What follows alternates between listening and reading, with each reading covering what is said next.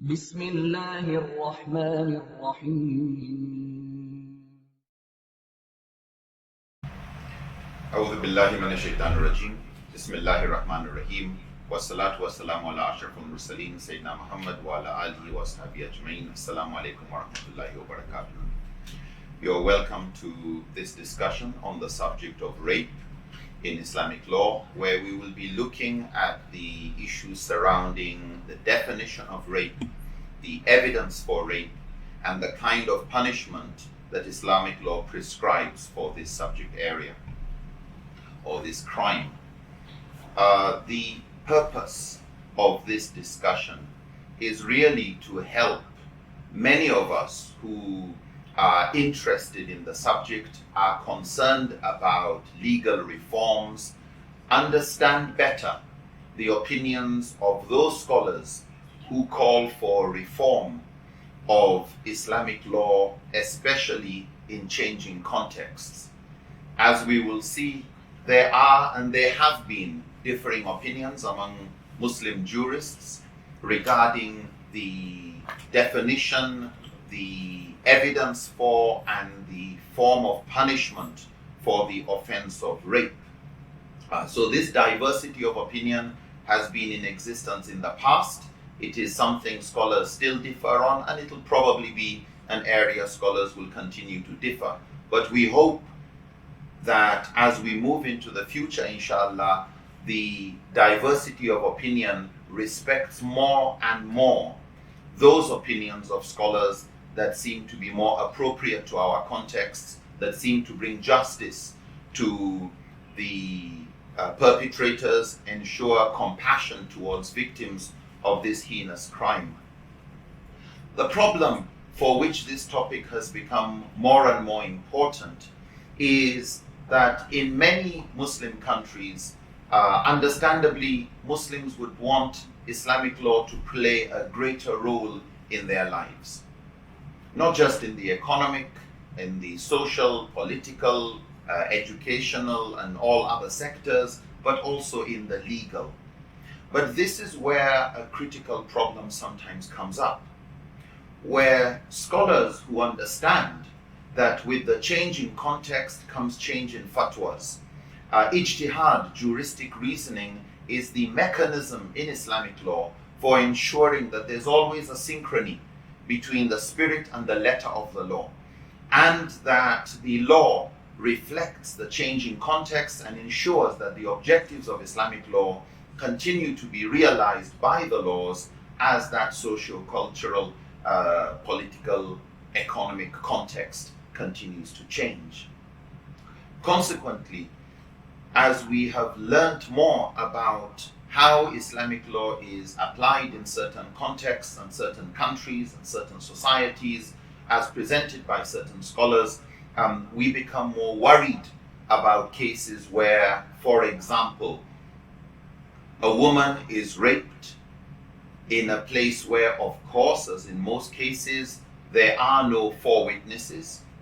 There are no witnesses at all.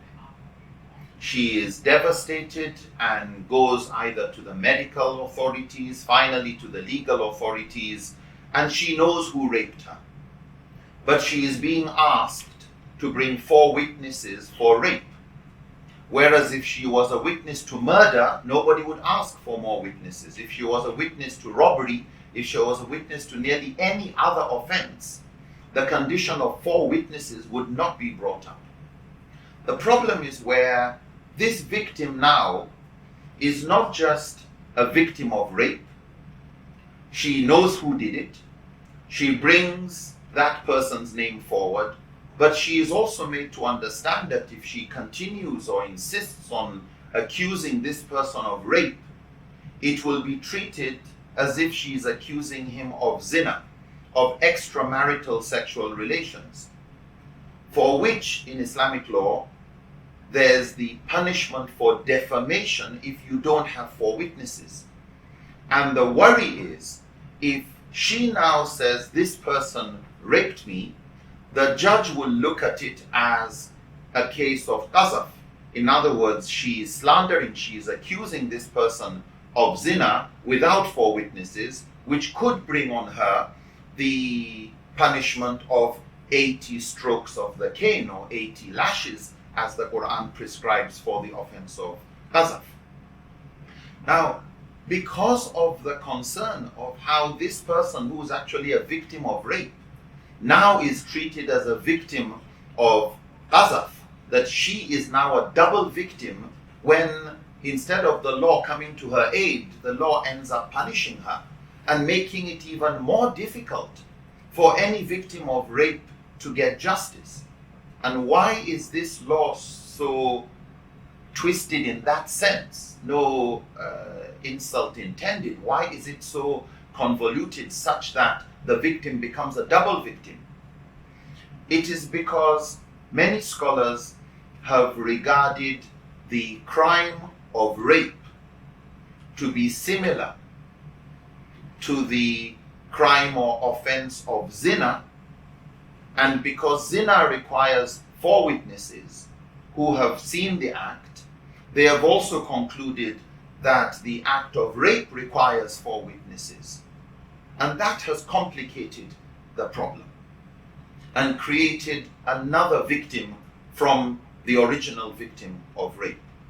In some courts, what the judges have done is when they know this rape most likely took place, but convicting or claiming it was rape, which they put as nearly identical to zina, would result in qazaf, they have had to bring down the accusation from a had case and treat it as a ta'zir.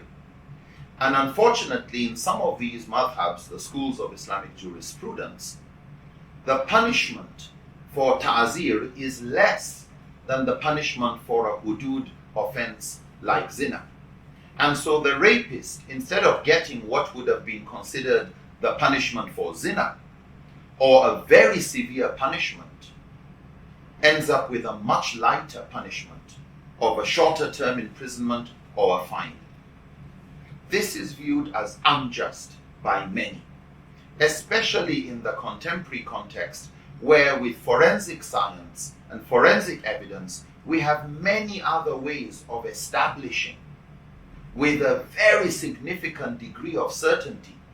In fact, the level of certainty that forensic evidence can give us when it comes to whether a person did something wrong, whether it's theft or murder or financial crime, the forensic evidence gives us a level of certainty that is even stronger than 2 eyewitnesses or even 4 eyewitnesses that could have colluded. And so what we would like to discuss is not a judgment on past scholars who lived in a time when forensic evidence didn't exist, but to look at the subject of rape again, to understand how scholars of the past, in their context, concluded on the punishment for rape, the kind of evidence that was required, and that we ask ourselves, what would be the most suitable, the most appropriate way of defining rape, establishing the evidence for it, and what kind of punishment would be most appropriate. Very briefly, scholars of the past all agreed that rape is a major sin. It is haram. There's no difference of opinion regarding is it permissible, discouraged, or prohibited. They all agree that rape is a major sin. It is haram in the complete sense of the word. They also all agree that the rapist should be given a severe punishment. And whether that punishment is going to be 100 lashes if they are unmarried, whether that punishment is going to be stoning or capital punishment, or whether that punishment is going to be similar to the offense of hiraba, a crime against society, like brigandage, forced possession, highway robbery, forced breaking of an entry, whatever the punishment is, the scholars have agreed it's to be severe and it can carry the death penalty. So regarding is it bad, this is not the area of dispute. Regarding the punishment and the evidence, the scholars differ. And this is where we need to look at what's most appropriate, especially in the contemporary context, where we have other forms of evidence that could be more reliable than eyewitnesses in this regard. And especially in an offense where eyewitnesses would be very difficult to get. Something I'd like to say regarding the focus of this discussion is this is not saying that punishment alone is going to stop rape. The prevention is more important. However, and this is also because 95%, in most cases, 95% of rape cases are not reported. Rape is the most unreported violent crime. Murder is easily reported, robbery is easily reported, all sorts of other crimes are easily reported. Rape is the most unreported violent crime, where the victim has suffered tremendous trauma. Their dignity has been trampled upon, their privacy has been trampled upon, their health, sometimes their lives have been trampled upon. And so the problem is big, but in addressing and preventing the problem of rape, we have to realize that laws alone can't solve this problem. That while laws may reflect the extent to which we can help those cases that are brought forward, the kind of evidence we demand can make it easier for those who have been raped to come forward and improve the chances of their getting a prosecution, of bringing the perpetrator to justice. Laws are important. But when such an offense is highly unreported, there's a limit to what laws can do. And we would need to look at our culture, the culture of silence, the culture of stigmatizing the rape victim, the culture of people considering the honor of their families as more important than compassion towards the victim, the culture of sexual harassment that just goes step by step closer to making it easier for rapists to get away with things. So the point I'm just trying to emphasize here is it's not just about law, even though that's what we're discussing, and laws are not the most important when it comes to preventing this crime and this horrible offense. Most forms of rape are actually done within the home by somebody who is well known, somebody who may be even seen as a friend, a relative of the victim. And so this is not an offense that comes without the cost to family and the reputation of individuals that we, under other circumstances, would love to honor and to protect. However, we must not displace or misplace our compassion. We should not put compassion towards the perpetrator. We should put compassion towards the victim. And because the victim of rape is usually the perpetrator of rape is usually a repeat offender. What we find in many cases of rape is once the case is brought up, we realize this is not even the first time this person was raped, or this is not the first time this perpetrator has raped somebody else. And so it is important for us to realize that while laws cannot solve all the problems, they are a critical source of justice. They are a critical source of ensuring compassion and some form of closure to the victim.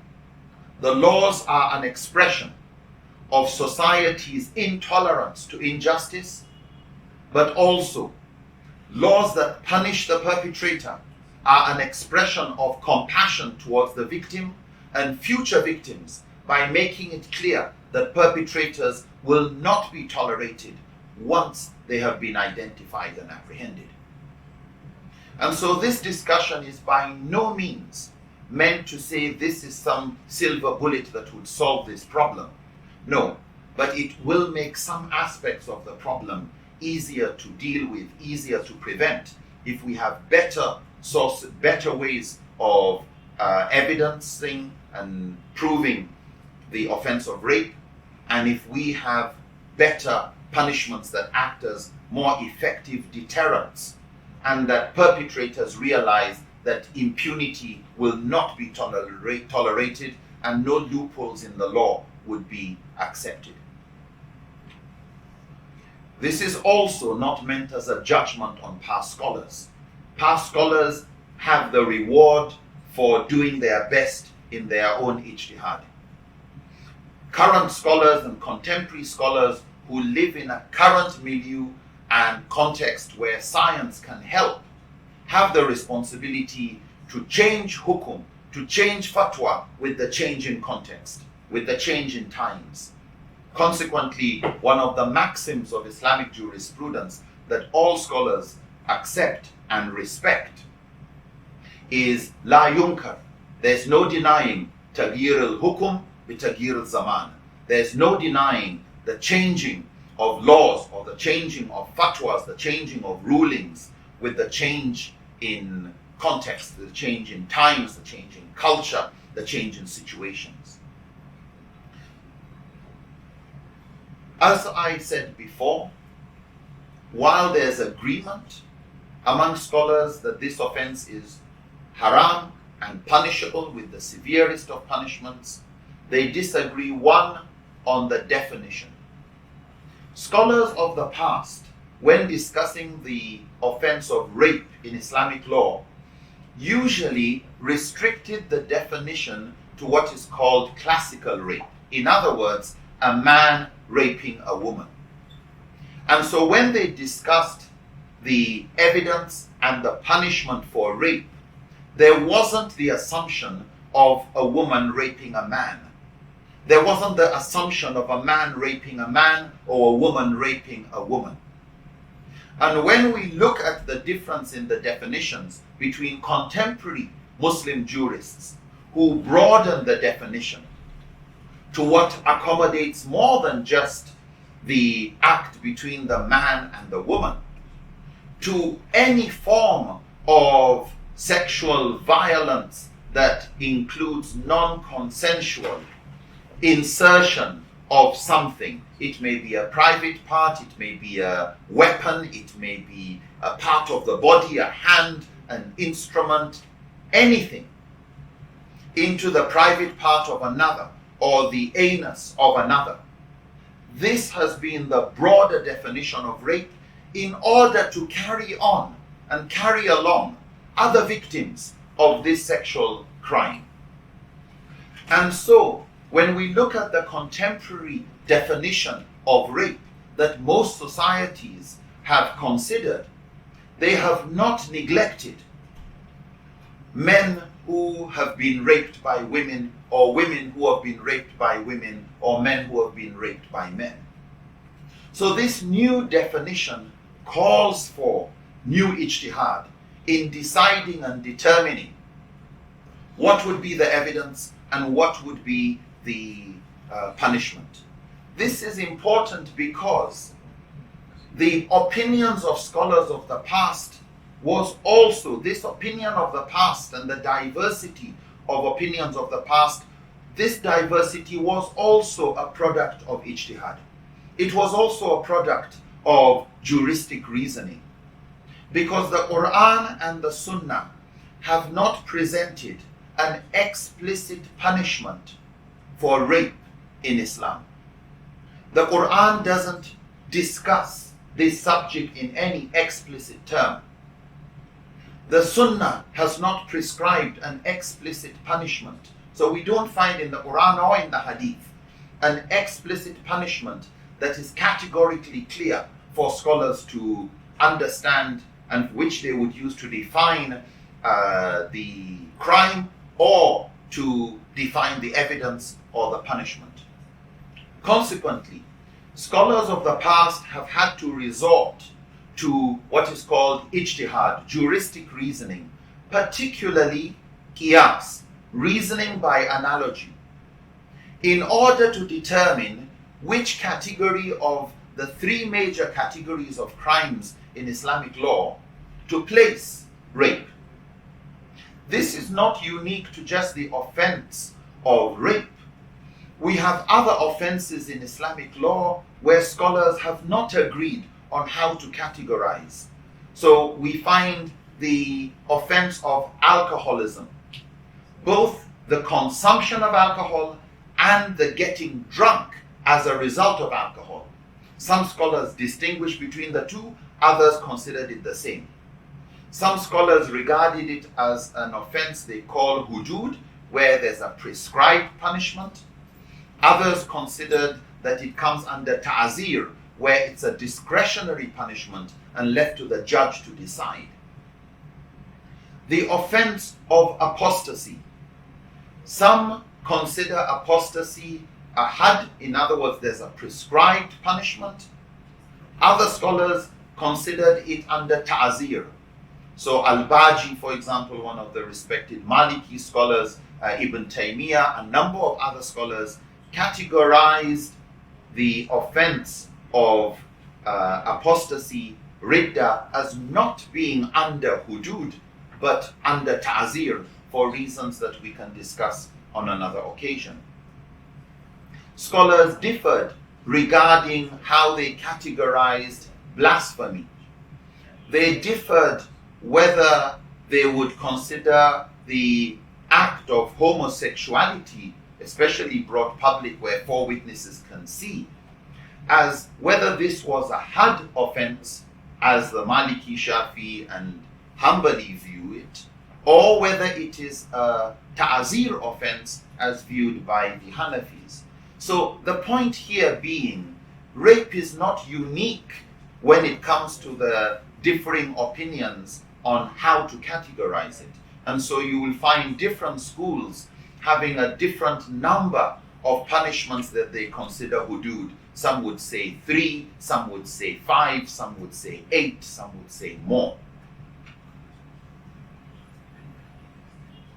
The subject of sexual violence within marriage, the subject of what some describe as marital rape, is one we will discuss on another occasion. Any form of harm within marriage, any form of harm is prohibited. Now, is it just a moral wrong or is it a legal wrong? That, inshallah, we can discuss on another occasion. But what I'd like to focus on today is really an understanding of how scholars differed, where that difference came from regarding rape.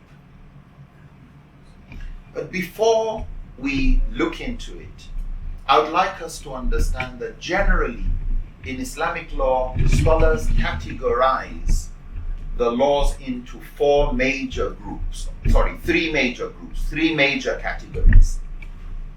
And within these categories, you have now subcategories. But generally, they agree on three major categories. One group of punishments belong to the category of qisas. Qisas refers to equitable retribution, to those types of punishments that are represented by the simple statement, an eye for an eye, a tooth for a tooth. In other words, there's a level of reciprocity of what you did to others could be done to you too. So there's a level of retribution in qisas. Of course, there's also the option in qisas of diya, some form of compensation, which is usually what happens in most cases of qisas, and the victim can forgive. So in a case like murder, it falls under qisas. A case of injury where somebody hurt someone, blinded a person in an eye, for example, that falls under qisas. The victim and the family of the victim have the choice to forgive even murder. They have the choice to forgive being blinded, or where your hand was ripped, whether deliberately or accidentally. The victim or the family of the victim can choose to forgive the harshest punishment, such as execution, the family can decide to go for a financial compensation instead, or the family can decide to forfeit the financial compensation, forfeit qisas, and that would be considered actually a greater good, as Allah promises reward for those who are forgiving. So the first category is of crimes or of punishments is the category of qisas. Now, scholars recognize very easily that rape does not fall under qisas.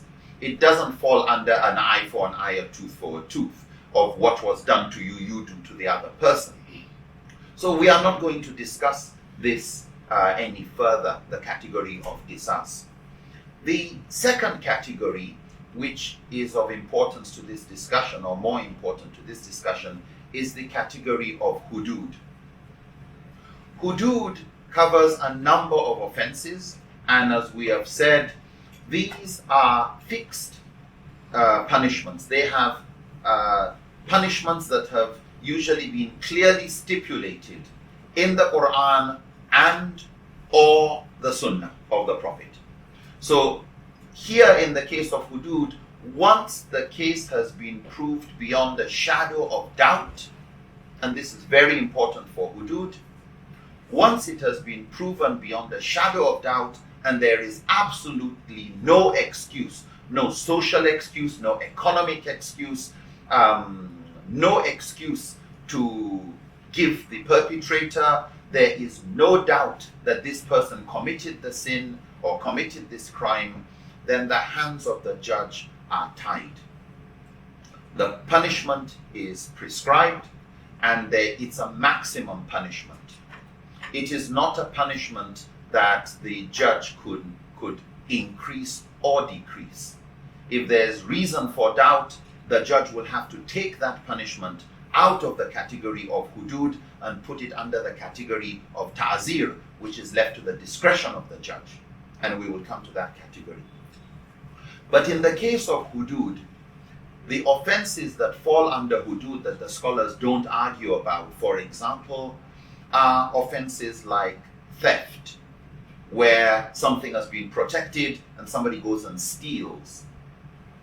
The offense of qazaf, where somebody slandered a person, that this person committed extramarital sex or zina, and that person can't produce the witnesses required for zina. That slander against the other person's chastity is regarded as qazaf and is punished with 80 lashes. The judge cannot make it 100, cannot bring it down to anything less.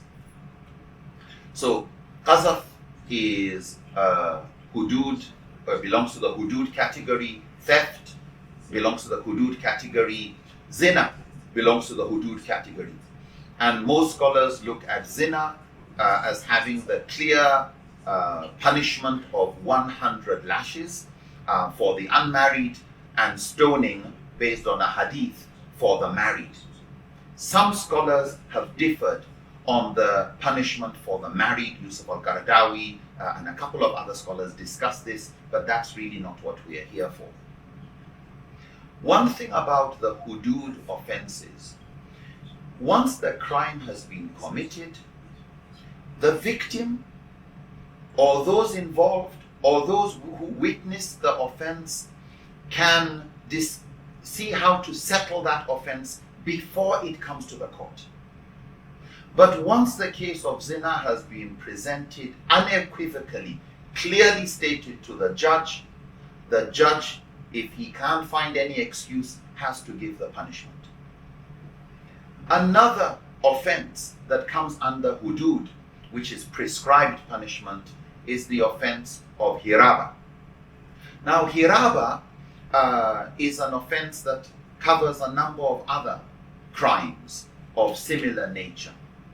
So it's traditionally understood to cover offenses like brigandage, armed robbery, people who have broken in an entry, but because it is violent in its nature, it is understood also to cover offenses not just like highway robbery, but also acts of treason that could be considered a war against society. It's a crime against the security and safety of citizens. And so terrorism is usually regarded as belonging to the offense of hiraba. The crime of rebellion and insurgency, baghi, is usually considered under the crime of hiraba. And for the offense of hiraba, the Quran prescribes the punishment, that's very severe set of punishments, and the judge can choose which is the most appropriate of four. Death sentence as one option, crucifixion, very horrible punishment, as a second, amputation of opposite limbs, so an amputation of a right hand and a left foot, again a very ghastly punishment for a very ghastly offense, or exile, which is also understood to mean imprisonment. And it is up to the judge to decide the length of this imprisonment. How many years? Is it life sentence? Up to the judge, the judiciary, the leadership to decide based on the seriousness of the offense. So in crimes like the hudud, what we find, just like with qisas and just like ta'zir, which we will discuss soon, the crime is assessed based on the evidence that is adequate enough to convince the judge, with the exception of zina. And this is really important when we come to the analogy that is drawn by some scholars between rape and the offense of zina. So in most crimes of hudud, the evidence required is what convinces the judge. So in the crime of hiraba, in the crime of theft, on the issues surrounding qazaf, whatever convinces the judge that beyond all reasonable doubt or beyond a shadow of doubt this person perpetrated the act, then it is considered punishable with the prescribed punishment. Zina is unique in all Islamic laws, as we will see very soon. When it comes to the other category called ta'zir, ta'zir refers to those punishments that are left to the discretion of the judge. So those crimes that have punishments that the society will decide. The offenses that fall under ta'zir are all the offenses that don't fall under the category of hudud or qisas. So if anything doesn't neatly fall into qisas and it doesn't neatly fall into hudud, scholars will put it under ta'zir. Why? Because if it's not hudud, where the Prophet said, find excuses to avoid the hudud. So the moment there's shubhat, some level of uncertainty, some excuse, some doubt, some degree of speculation regarding whether an offense took place or not, or whether an offense belongs to one category or not, it is then taken out of the category of hudud and treated as ta'zir. Ta'zir means it is left to the discretion of the judge. Now, this is the largest category of offenses in Islamic law, the ta'zir category. It applies to traffic laws, breaking of environmental laws, various forms of financial crimes and embezzlement that don't fit nicely under the hudud of somebody breaking in and stealing something. Various forms of slander that don't fall nicely under qazaf, but did damage somebody's reputation in other ways. All forms of laws that don't really fall under the earlier two. So new laws, a lot of the new laws that are brought in society would be considered ta'zir, where the society, represented by the judiciary or the judge, would look at the case carefully and decide what would be the most culturally or contextually appropriate punishment.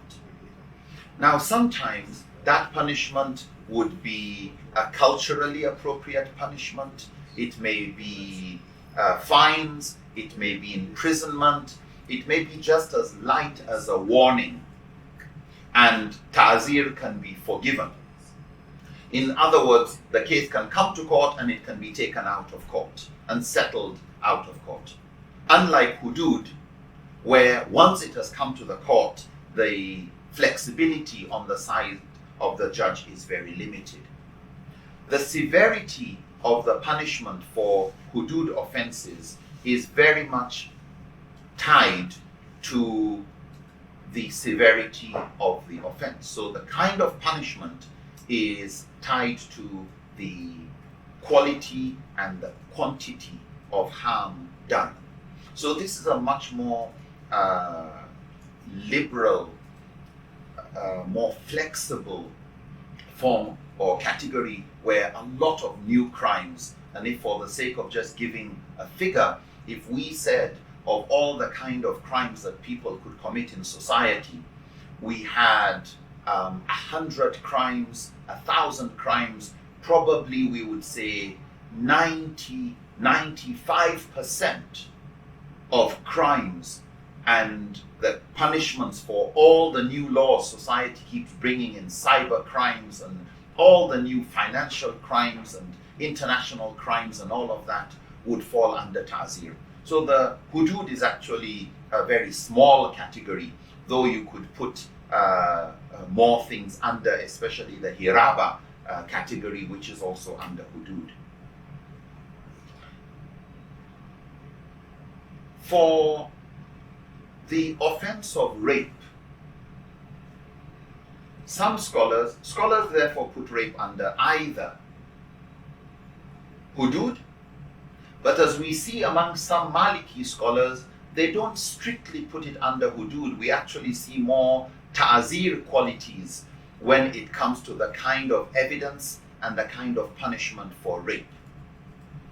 In other words, for some scholars in the Maliki school, while they would look at rape as similar to zina and say zina should have 100 lashes if you are not married and death sentence if you are married, and they would insist on 4 witnesses, in the Maliki school we find some scholars not insisting on 4 witnesses, but actually saying if you can have 2 witnesses or 3, this would not be accepted under normal zina law. But this shows that these scholars were just looking for what gives greater certainty. But they would also be ready to accept circumstantial evidence. Circumstantial evidence like, did you shout? Were your clothes torn? Is there any other evidence that can convince the judge? In other words, we see among some scholars the readiness to treat the evidence for rape not identically with the evidence for zina. The same thing when it comes to the punishment.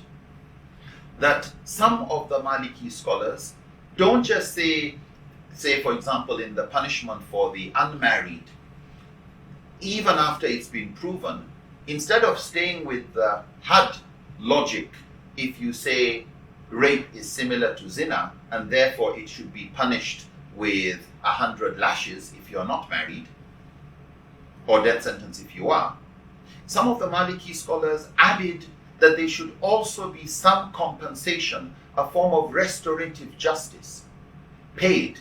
Now they differ when it comes to how much, but that kind of fine is not what you normally would find in the hudud offense and punishment for zina.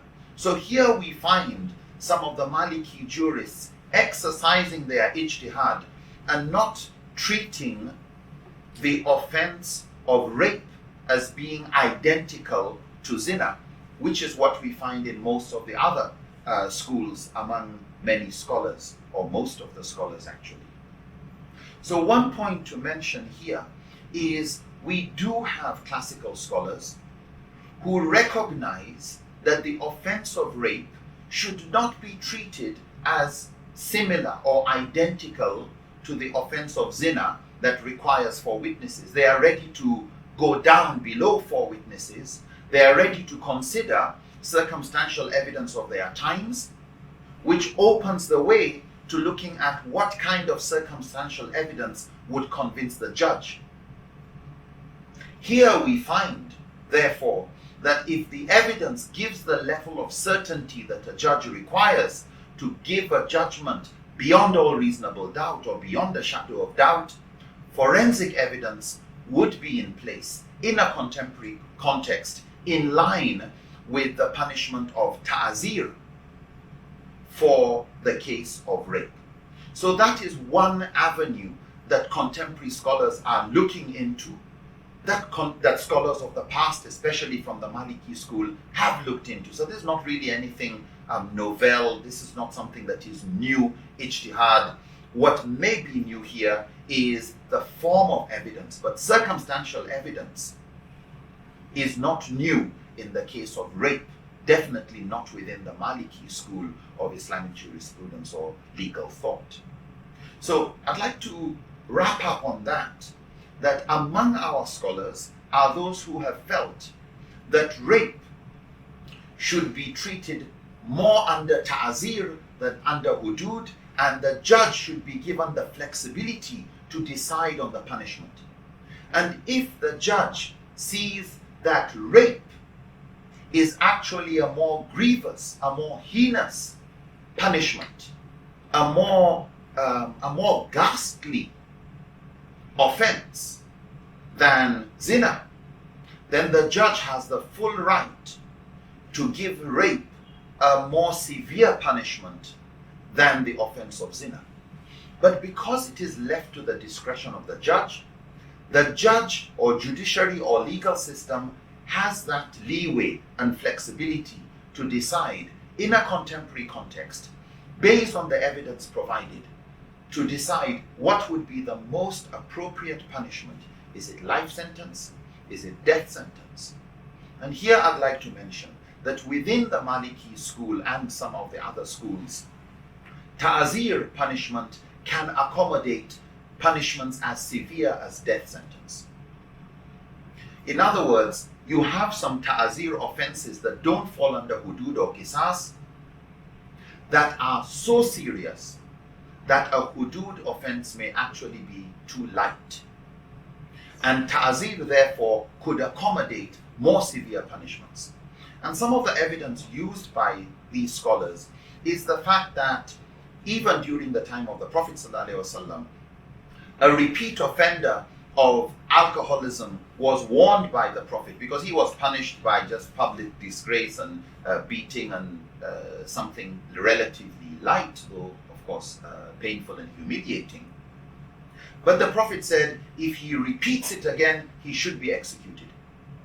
In other words, we have in the Sunnah an offense that is ta'zir, but where even a punishment as severe as death sentence could be accommodated under a ta'zir offense. And I would like to encourage those interested in pursuing more on this subject area.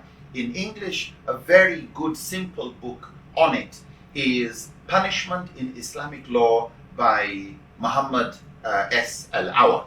Muhammad S. Al-Awa, Punishment in Islamic Law. A very good small book, but categorizes and explains this subject of hudud, ta'zir, and qisas very beautifully and very succinctly, and also discusses in more detail the differences on issues like alcohol, on issues like apostasy, and why scholars have differed on this subject area.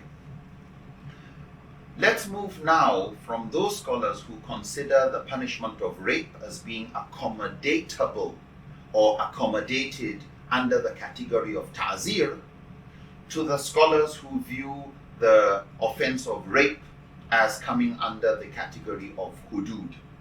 Now, just before we go there, actually, I would want to add, before I forget, that the advantage of looking at rape as under ta'zir is that with the modern definition that broadens the crimes that are described as rape, it allows the whole category to be handled by the judiciary and left to the discretion of the judge to find the most appropriate punishment for what would be considered a more severe or less severe form of rape. And that is left to the context, to the judge, and the nature of the crime. So I feel, in my humble opinion, that those scholars who treat rape as actually under ta'zir, and please remember, whether rape is put under ta'zir or under hudud, and even under hudud, whether it is under the form of zina or whether it's treated similar to hiraba, it's all juristic discretion. It's all the jurists doing their own ijtihad, their own reasoning. This is not Allah said or the Prophet said. No, this is scholars in their own assessment, in their own context, with the tools available at their discretion, deciding which category to put the offense in. And it is up to contemporary scholars, contemporary jurists, to decide what is the most suitable of opinions of the past that may be more relevant today. And if none of the opinions of the past is as relevant as a new opinion, then we do new ijtihad. But I think this topic doesn't need new ijtihad. I think some of the ijtihad of the past is actually very relevant to our contemporary context. And that's what, in my humble opinion, I feel the categorization of ta'zir does with the broader definition of rape and the new forms of evidence and the diversity of punishments that would be appropriate for the offense. Let's look at those scholars who view rape as being similar to zina. Because it is, in the minds of these scholars, it's classical rape they are discussing. A man doing zina, raping a woman, they have restricted and narrowed down the cases, therefore, that are going to be handled with that logic. The problem, as we have hinted earlier on, is because of this qiyas, this analogical reasoning, this deductive reasoning of saying that the offense of rape is similar to the offense of zina, both in the evidence required and in the punishment, it has left a lot of victims with no justice.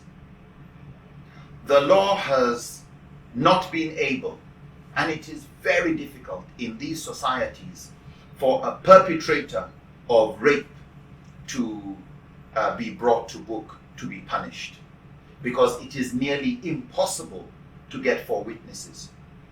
We should recall that when it comes to zina, zina refers to consensual extramarital relations of either a married or unmarried person.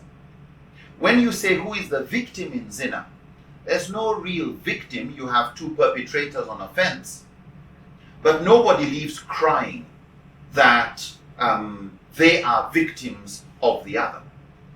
And that is why once zina is brought, the punishment for the male and the female involved is the same. The punishment for the 2 accomplices in zina, the punishment is the same. However, if we look at some of the unique features of zina, it becomes, and I think it becomes easier to see the problem of insisting that zina is similar to rape. In zina, you demand 4 witnesses. In rape, it's impossible, nearly impossible, to get 4 witnesses. In zina, the crime is proven not by any high likelihood that zina took place, but that the actual sexual penetration was witnessed by the 4 eyewitnesses. Not they were under the blanket, we're sure there's nothing else they could be doing. No.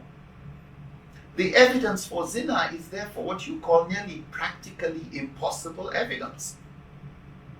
And it's not just any 4 people, it's 4 decent people. In fact, some scholars insist it must be 4 male eyewitnesses. So when we look at the nature of the evidence for zina, we look at how punishments for zina and cases of zina were handled during the life of the Prophet Muhammad, peace be upon him, and his companions, we realize also that we don't have cases of 4 witnesses, number one, because it was nearly impossible evidence to get. All we have is people coming and confessing. In other words, bringing it public, repeating it, and we find it in the person of a judge. And repeating it, and we find in a number of cases the Prophet ﷺ even turning away, not wanting to hear the case of the Gamidiya lady or anyone who wanted to present, I committed this offense. And it's only when it was presented in unequivocal terms, repeated, that the Prophet was forced to respond with what would be considered the punishment. But even then, we find the Prophet, in the case of the Gamidiya lady who was executed through rajam, through stoning, the Prophet even praying on her grave, praying for her, and describing her faith as being so great. Different narrations on that, but we won't go into that. But we find in the kind of laws surrounding evidence for zina, the insistence of what the eyewitnesses should see, the quantity of witnesses, therefore, and the quality of evidence that needs to be provided, the reluctance on the side of the judge, the excuses the Prophet usually came up with not to punish cases of zina. And one of those came, a gentleman came to the Prophet and told him that I have committed a punishable had offense. And he was confessing. It happened to be the time for prayer. The Prophet did not try to find out what was the offense. After prayer, the person repeated. The Prophet said, did you pray with us? He said, yes. And the Prophet said, Allah has forgiven you. In other words, this case was only, the gentleman only said, I have done a had offense. In other words, something that is punishable under had category, which most likely would be zina. It most likely was not something somebody caught him with, like gazaf or some of those other offenses. So some scholars look at it as the fact that the Prophet didn't want to poke nose and dig deeper. The fact that all the cases of zina that were brought to the Prophet ﷺ, we all know zina could not have been committed by one person against himself. There must have been an accomplice. But even though there would be an accomplice, the Prophet never inquired into who did you do the zina with. Let's confirm what you are saying is true, because the punishment is so severe. Let's get even a confession that somebody says, yes, they did the zina with you, even if we won't punish them. There was no digging into where did it happen. No. And so what we find is that if you look at it from the maqasid point of view, the objectives of the law of evidence, the law of evidence surrounding zina is a law that seems to be trying to protect the dignity of those involved. That the fact that they didn't bring it forward, they didn't do it publicly, where up to 4 decent people could see it and graphically see what was going on. The fact that they want that shameless to do it where 4 decent people could see it, that it was a quietly done thing, that there's no real victim there suffering, even though it's a moral offense, it is a major offense, it is a sin. But we find the legal structures of Sharia actually interested in protecting the dignity of the perpetrators, of those involved. This is unlike any of the other crimes and laws of evidence in Islam, where Sharia is interested in justice, bringing perpetrators to the law.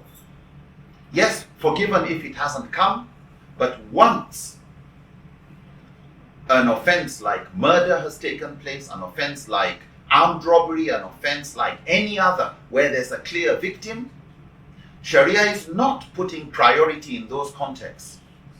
Sharia is not putting priority or giving priority to the dignity of the perpetrator, of the criminal, of the sinner. Here, the rights of the perpetrators, of the victim, in other offenses, those are taken as priority. Consequently, if we look at the differences between rape and zina, it seems to make more sense today, with hindsight, in our context, for us to not equate the offense of rape with the offense of zina. Because in the case of rape, there's an objective of dominance, unlike in zina. There's an objective to humiliate in rape, unlike in zina. There's a victim in rape, unlike in zina. There's a clear perpetrator who we want to bring to book, unlike in zina, where we want to protect the dignity of those involved, so long as they didn't bring it to the law or bring it out publicly or to a notary.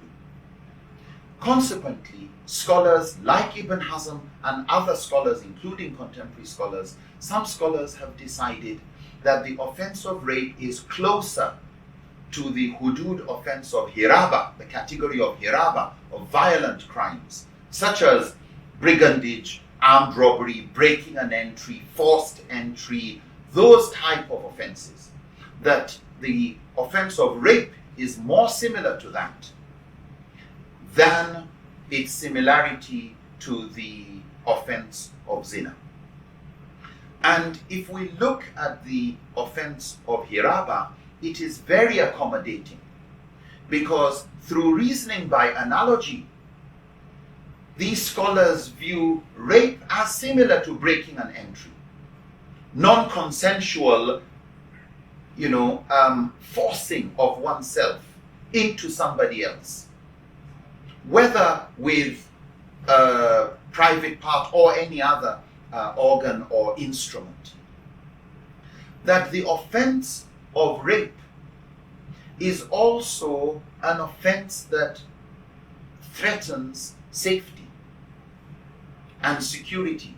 The offense of zina hardly brings insecurity, but the offense of rape scares any woman in the streets who may be the next victim. Whereas if people say zina is going on here and there, you're not afraid of rape because of zina. But once you say there's an offense of rape in society, it creates greater insecurity, just as the offense of armed robbery, of brigandage, of treason, all of these that are crimes against society. And for those scholars that conclude that the offense of rape is more similar to hiraba, to these violent crimes like forced entry or forced seizure of somebody else's personal or private property, or dignity or chastity, they look at these offenses as much more similar, that rape is much more similar to hiraba than it is to the offense of zina. In conclusion, if we look at rape in our contemporary context with its broader definition,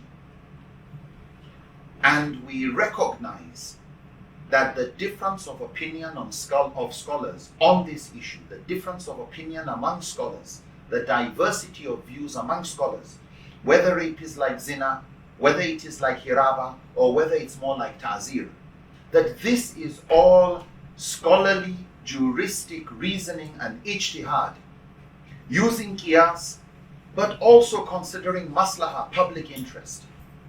Looking at saddu zariya, what would block a means to something that is harmful, a punishment of preclusion, where you really want to find ways of stopping this.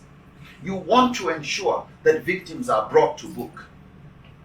Once we realize that whether it is categorized as ta'zir or hudud of zina or hudud of hiraba, that this is all juristic reasoning. It's human beings, scholars, reasoning to see which punishment, which offense is closer to this offense. So some view it as unique enough to be separate, and especially in the contemporary broad definition, that it should fall under under ta'zir. Others look at it as unique enough but similar to the offenses of hiraba, so it can be punished through death sentence and imprisonment and other punishments such as crucifixion or amputation of opposite limbs, up to the judge to decide. But that the punishment of rape, in the interest of justice, in the interest of bringing to book perpetrators and ending these horrible crimes, should not be treated as an offense where you ask the victim to present 4 witnesses that she was raped or that he was raped. Sometimes rape is going on with little DNA testing, but the forensic evidence of DNA testing from semen, from other blood samples, fluids from the body, can prove beyond a shadow of doubt who the perpetrator of this ghastly form of offense to a child was. To insist that we use our reasoning and say that rape is actually like zina and we should get 4 witnesses, maybe, especially in our context today, it may not be in line with the justice that Sharia espouses. It would not help people bringing up the cases. It would not help victims getting closure to find that perpetrators cannot be brought to book, and perpetrators find out that they have many loopholes. They already have enough loopholes, that they have many loopholes in the law, not under the name of Sharia. I would like to end by saying again that the purpose of this discussion is really more for us to understand where the rape laws in Islamic law have come from, how they are arrived at through ijtihad, through juristic reasoning, through deciding which category of crimes to put this ghastly act of rape under, that this is juristic reasoning. And with the changing context, with new forms of evidence being made available, with the broader definition of rape and a greater number of victims, not just of men, but of women, and not just of perpetrators of men, but of women also, in various contexts, at the home, in prisons, in so many situations, that it is important for us to understand how scholars arrived at diverse opinions so that we are able to support the necessary legal reforms, support those organizations, those scholars, those agencies that are trying to push for more equitable laws to ensure greater justice. Where I have made mistakes, I pray for Allah to forgive me. Where I have misrepresented any scholars, I pray for Allah to forgive me and to continue to guide us aright. I would like to recommend, for those who are interested in understanding the classical views of scholars of the past, in other words, looking into this subject in more detail, a wonderful book by Muslim lady Hina Azam, Sexual Violation in Islamic Law, Substance, Evidence and Procedure. Wonderful book that goes really in detail into each school of Islamic jurisprudence and how they arrived at their own laws and the kind of ijtihad, but also the diversity of opinions. This book only gives more evidence and reason for us to look at opinions of the past, look at our contemporary context, and say, what can we meet Allah with as representing more egalitarian laws, more just laws that are in line with the maqasid and objectives of Sharia, of protecting life, protecting faith, protecting human dignity, hifdhul ird, protecting people's property, and definitely the dignity and reputation of Sharia, of Islam as a religion. Where I've made mistakes, I pray Allah to forgive me and to continue to guide us aright. Jazakumullahu khairan. Wassalamu alaikum wa rahmatullahi ta'ala wa barakatuh. Thank you all so much for joining us in that session. It has been an amazing 1 hour. I have learned a lot from our Sheikh here that has taken us through the Islamic arguments for rape in Islam. However, as stipulated in the Zoom meeting, we're going to be taking question and answers from the question and answer section of the Zoom meeting. Please do send your questions to the question and answer section there in the webinar. And I'll be taking the first question here, which says that my question is, like here in Nigeria, where Sharia law is not practiced, is the victim of rape entitled to choose where the criminal proceedings will be, e.g. civil law or Sharia law? Also, as I'm reading the questions, I'd like you to understand that some of the questions may not be answered today. This webinar series is going to be free, fortnightly, which is every 2 weeks. So some questions that are tallied towards marital rape, forced marriage, or age for rape, we're going to answer them in the preceding series. So for now, we're going to keep the questions to remain around law and the Islamic precedents for rape in Islam, inshallah. So that question, where in Nigeria, where Sharia law or any other country where Sharia law is not practiced primarily, does the victim have the choice to select where to move over to Sheikh now to give us a brief reply for that? Thank you. Okay. Assalamu alaikum. As I understand the question, for somebody living in Nigeria who's a victim of rape, where should they take their case? Now, in northern Nigeria, in about 12 of the states that operate Sharia law, in the penal code of these northern states, unfortunately, rape is treated as similar to zina, at least for now. Now, sometimes the judges have some leeway, but for most of the judges, they treat it as similar to zina and require 4 witnesses, and once proven, or if proven, would then demand that the perpetrator be punished in accordance with whether they are married or unmarried.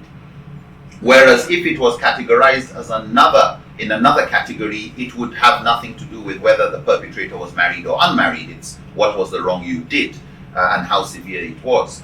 So unfortunately, if I may say that, the law in Nigeria is actually quite restrictive, even within the Maliki school, which is what we espouse in this part of the country. But even though the Maliki school has a greater variety and greater leeway, greater flexibility of diversity of opinions, including those opinions that view rape as more like ta'zir, there is unfortunately more restriction here in the formal law that we have in northern Nigeria.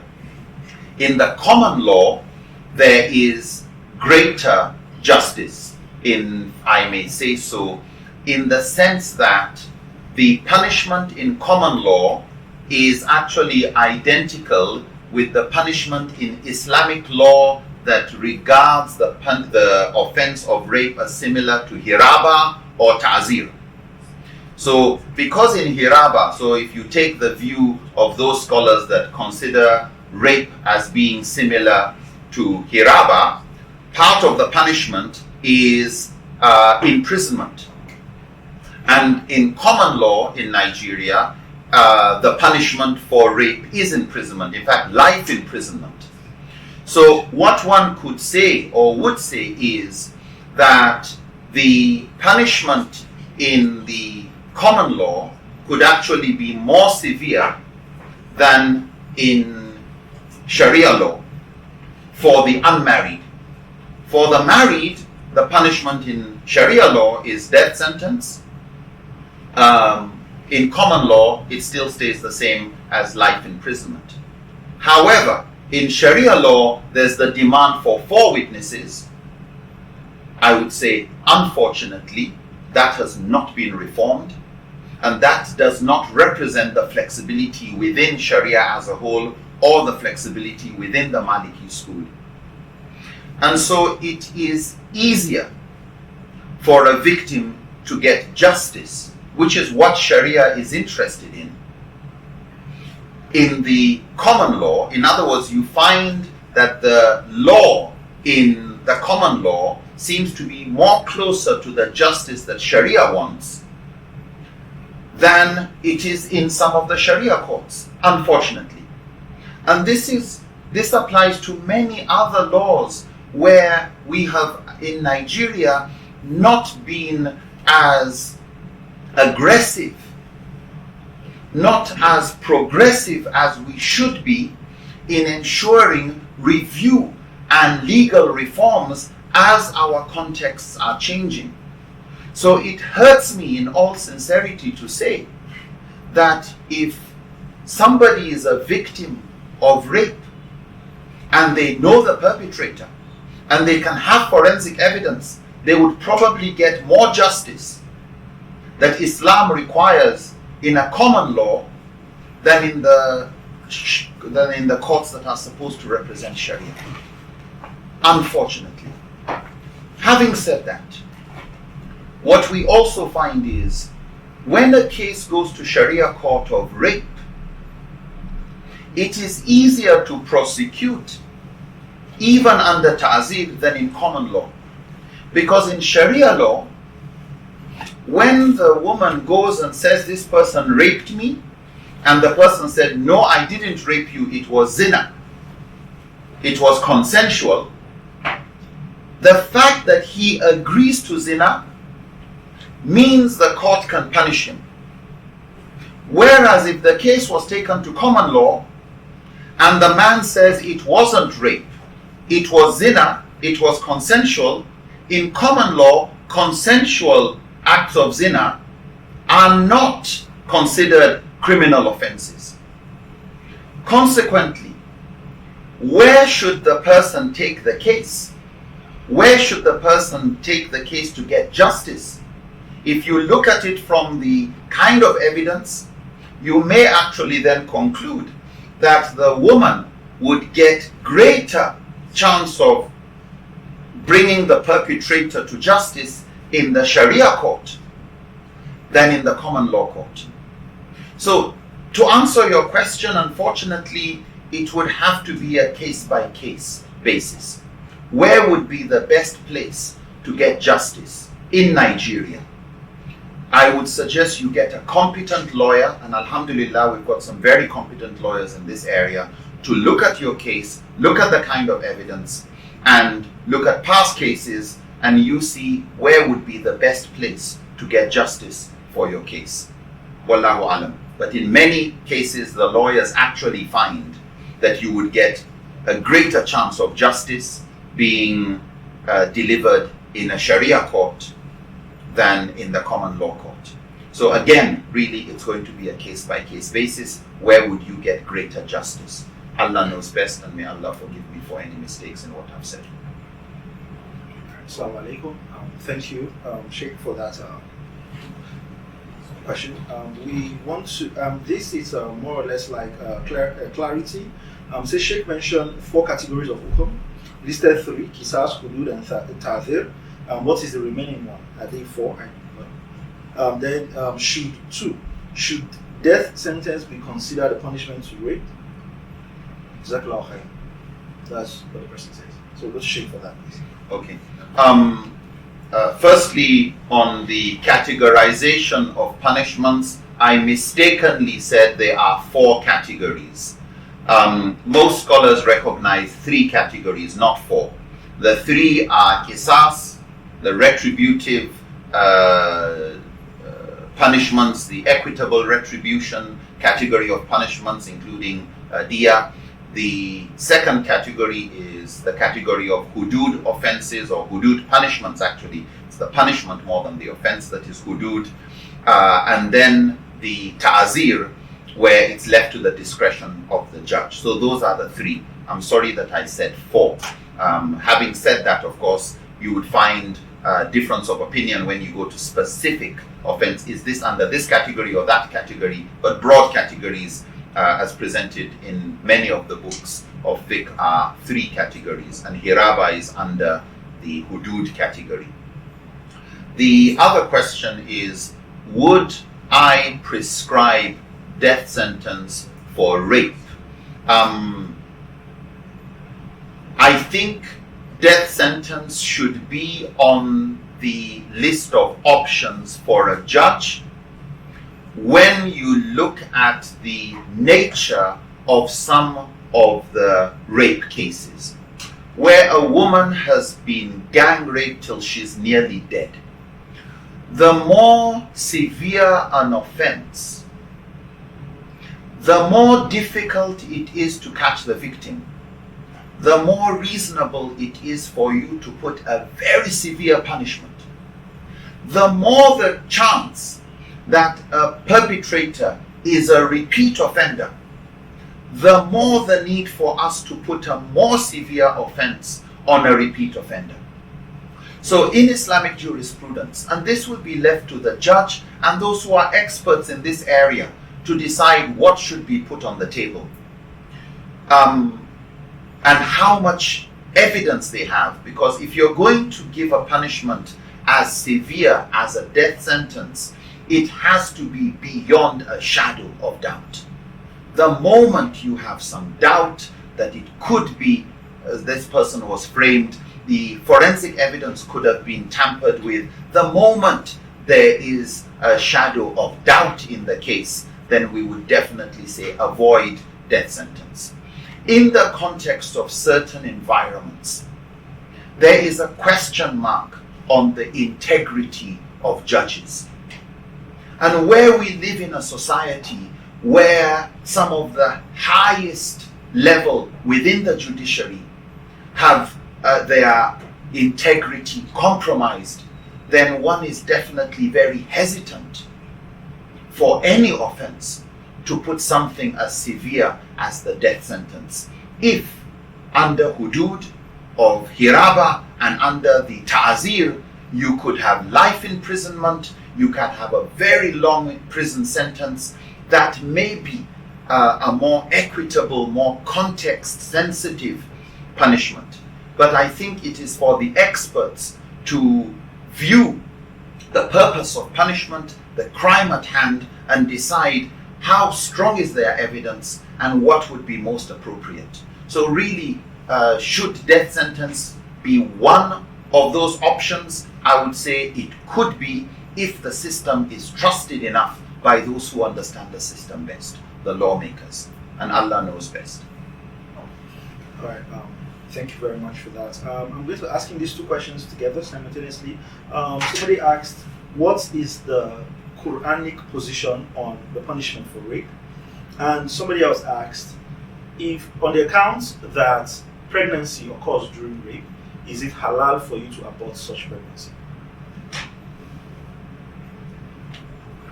On the question of what does the Quran say about rape, the Quran is not explicit in isolating the offense of rape.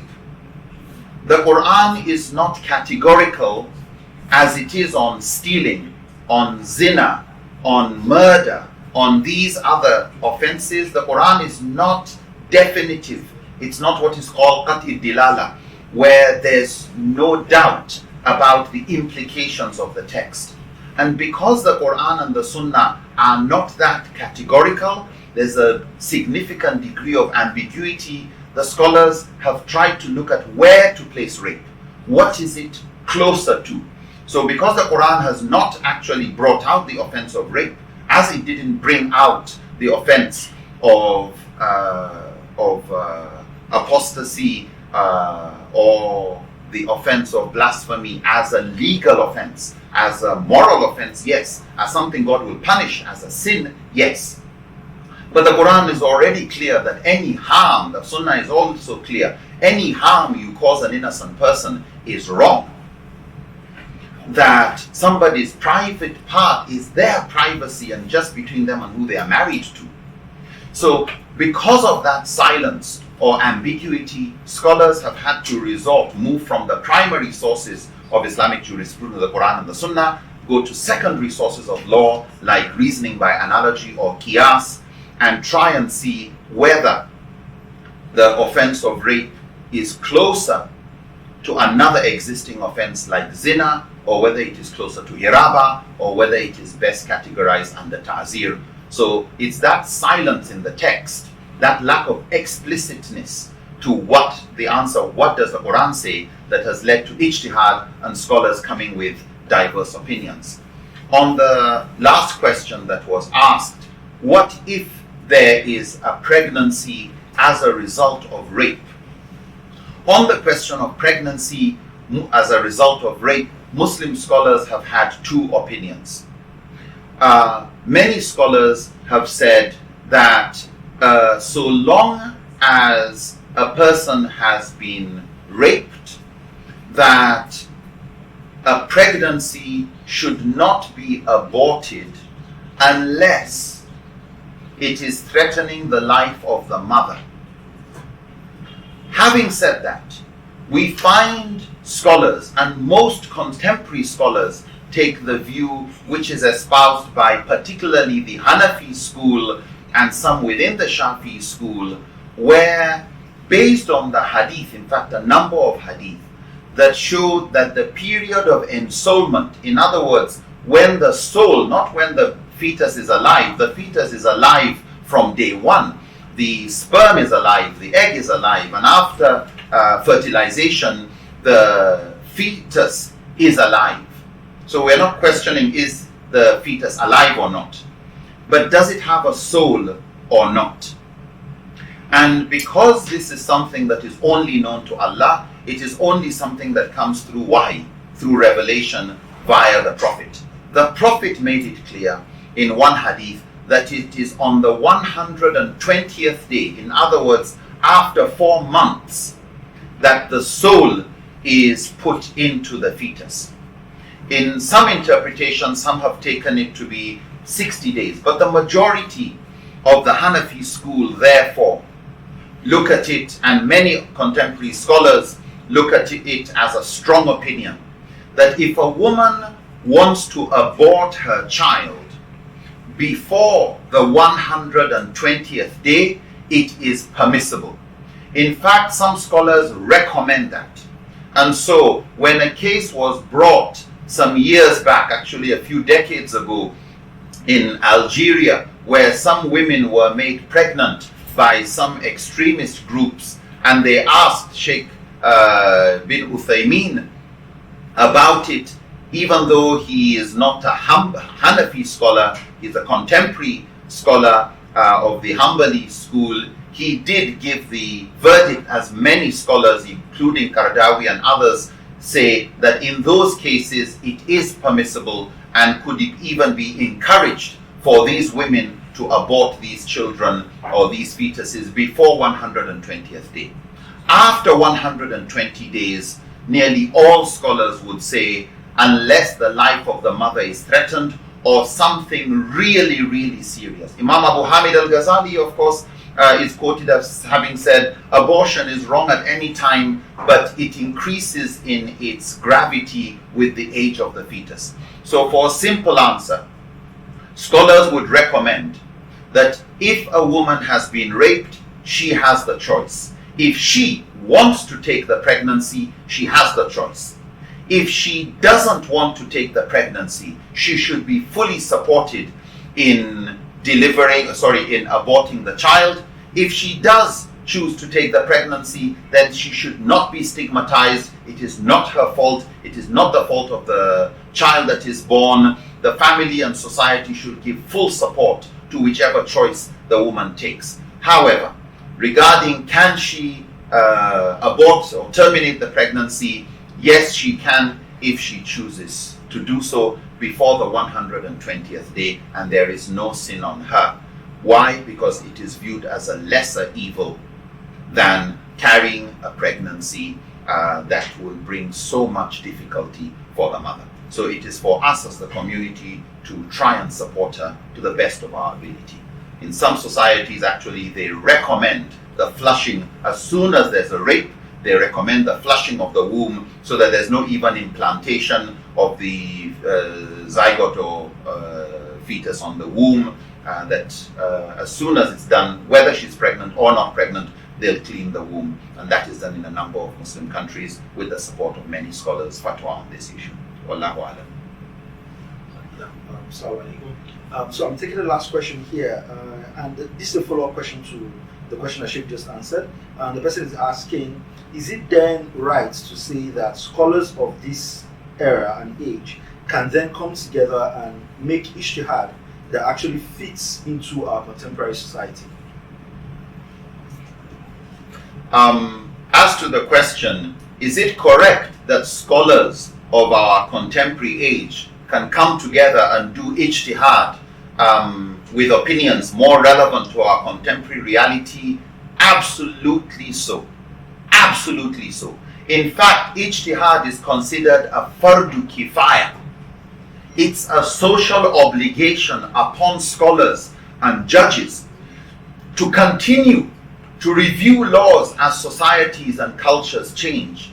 That ijma of the past is abrogated by ijma of the present. But this is not something new. We find fatwa councils all over the world bringing new fatwas on COVID that scholars of the past never brought in. In Islamic finance, we hear new financial instruments of takaful, of sukuk, of many other things. So fatwa has been going on, fatwa is going on. The doors of ijtihad were never closed. There's always been new fatwas being churned out by scholars, institutions across the world to ensure the teachings of Islam and Islamic law stay relevant to changing realities. And that is why the legal maxim that is accepted by all scholars, لا ينكر تغيير الفتوى or تغيير الحكم بتغيير الزمان or تغيير الأحوال, that there is no denying, that's even how they start saying it, there is no denying that there will be change in the laws as there is a change in the context and the times people live in. So to answer your question, there's absolutely going to be change, and it is the responsibility of scholars of every age to come up with more relevant laws in the same tradition as scholars of the past did for their societies. They looked at their context and they continued to change. During the time of Umar bin Khattab, he brought new laws that didn't exist at the time of Abu Bakr, who did new things that didn't exist at the time of the Prophet. And that is how Sharia law has continued to grow as a tree with branches living in different seasons, dropping fruits and producing new fruits for every era.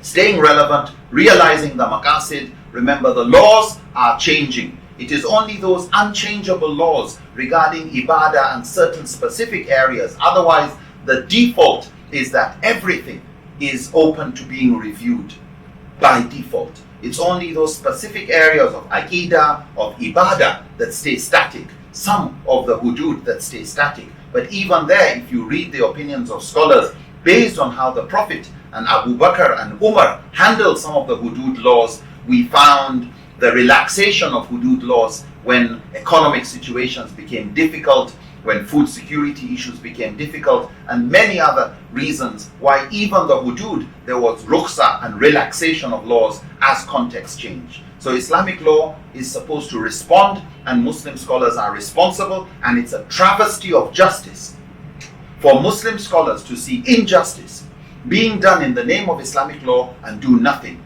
Ibn Qayyim al-Jawziyah said, and I'll make this my closing statement inshallah, that the entirety of Islamic law is about bringing benefit to humanity in this life and in the hereafter. He said it's all about justice, mercy, wisdom, and benefit.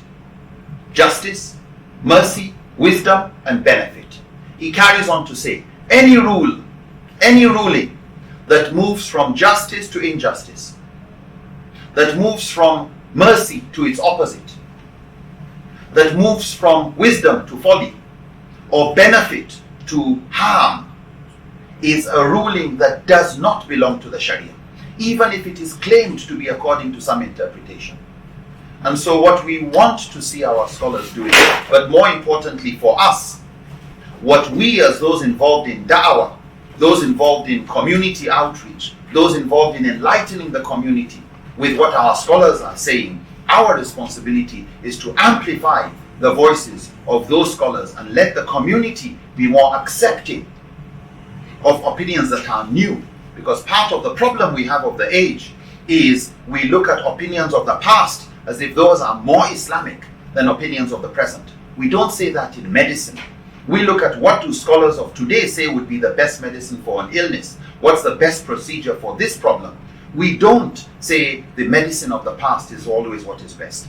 We should ask those, when the Quran says, فَاسْأَلُوا أَهْلَ الذِّكْرِ إِن كُنتُمْ لَا تَعْلَمُونَ, ask those who know. Let us ask those who know, who are alive, who see the problem, who are knowledgeable of the past, and can go back to the Quran and the Sunnah, using the tools of Usulul Fiqh, Qawaid al-Fiqhiyah, Maqasid Sharia, and give what is appropriate.